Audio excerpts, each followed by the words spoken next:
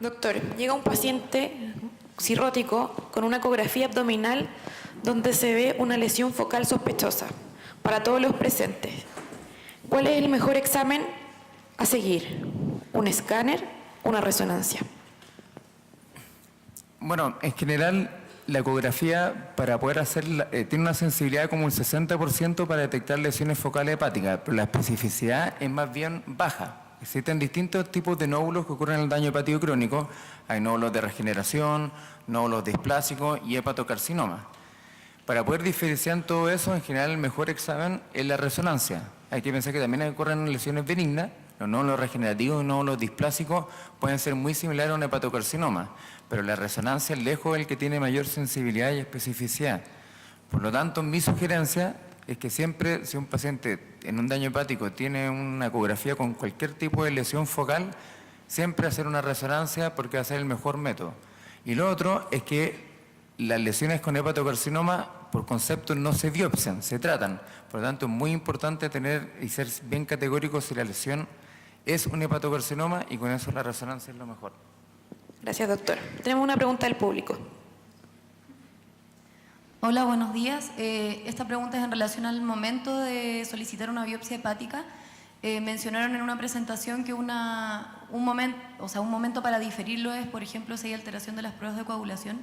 Quería saber si es que existe alguna indicación en relación al nivel de transaminasa u otras, por ejemplo, que haya alteración de la GGT o de la bilis que contraindiquen el momento de realizar una biopsia en el contexto de una sospecha de hepatitis autoinmune o alteraciones inespecíficas de las pruebas hepáticas. La verdad es que no. Las únicas contraindicaciones formales para la biopsia hepática son los trastornos de coagulación y por supuesto hay otras contraindicaciones relativas como es el tamaño del hígado, pero en ese caso en el último tiempo se ha establecido como norma que cada vez menos los hepatólogos estamos haciendo biopsia y cada vez más los radiólogos intervencionales, aquí a mi izquierda, porque por supuesto disminuyen los riesgos, pero no hay ninguna recomendación respecto al nivel de transaminasas, ni de bilirrubina, ni de GGT, todo lo contrario. Muchas veces son en casos muy dudosos que tienen particularmente alterados esos exámenes, en los cuales la biopsia hepática va a aclarar el diagnóstico.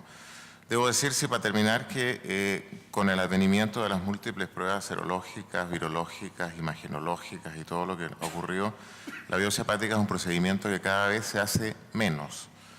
Porque la probabilidad de que vaya a cambiar el diagnóstico es baja. Sin embargo, en alguna enfermedad como la que ya mencionaba, que es la hepatitis autoinmune, que va a ser sometida a una terapia inmunosupresora que tiene riesgos y de por vida, pensamos que todavía sí. Así que la biopsia hepática hoy en día ha disminuido considerablemente en todo el mundo. Atrás. Dos preguntas, buenas tardes, buenos días. Desde la perspectiva del APS, que muchas veces en las ecografías sale como estatosis hepática o estatosis sino de hígado graso en las ecografías muy frecuentemente, ¿hay alguna recomendación para los pacientes de hacer un seguimiento ecográfico anual o verlo solo en pacientes de factores de riesgo como la diabetes o cosas así? Y la otra pregunta es que muchas veces en APS se tratan los pacientes con daño hepático crónico A o B como si fuesen pacientes con insuficiencia hepática y se les suspende muchas veces medicamentos. ¿Qué tan cuidadosos deberíamos ser con la suspensión de medicamentos?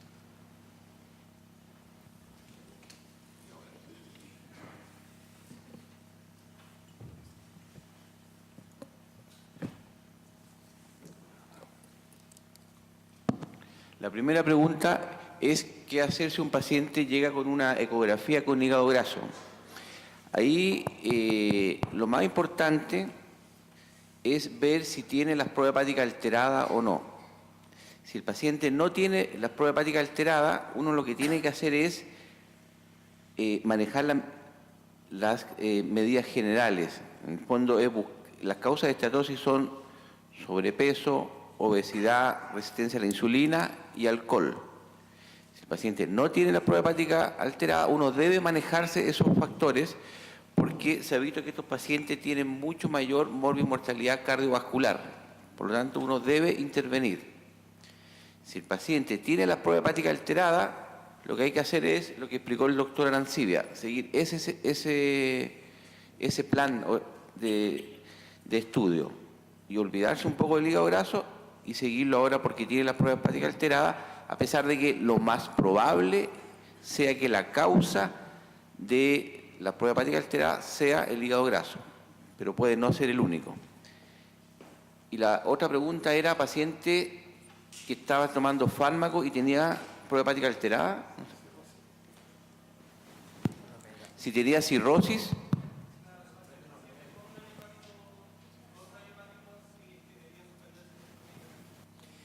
Ya, mira, es una muy buena pregunta. Si un paciente tiene un daño hepático crónico o tiene cirrosis, los pacientes pueden tomar medicamentos, pero uno debe hacerle una vigilancia. Entonces, cada vez que le pide control de hemograma o de algún otro examen, debe siempre buscar las pruebas hepáticas, porque si están elevadas y van progresivamente elevándose, ahí uno debe sospechar de que está agregado un daño por fármaco. Pero per se no es obligación no usar esos fármacos o suspendérselo. Última pregunta. Es que los que hacemos turnos de medicina interna, cuando llega un cirrótico Child B descompensado por encefalopatía y tiene ascitis moderada, y a veces tiene un INR en 2 y uno no se atreve a pincharlo para ver si tiene PDE. La pregunta es, ¿hay alguna diferencia entre llamar al intervencional en la mañana versus pincharlo en el turno? O sea, digo, ¿es la punción, la presencia diagnóstica es urgente? Sí, gracias por la pregunta. Mira, en relación a la coagulación y la paracentesis, en general, darte un número, son muy pocas las complicaciones. De hecho, nuestro equipo ha funcionado de repente pacientes con INR de 2, incluso un poquito más, y en general que se produzca alguna complicación es bien poco frecuente. Obviamente, si de repente tú en tu examen físico encuentras de repente circulación colateral muy llamativa, por ejemplo, que tú puedas pinchar un vaso, ahí sería bueno, por ejemplo, te recomendaría que fuera intervencional.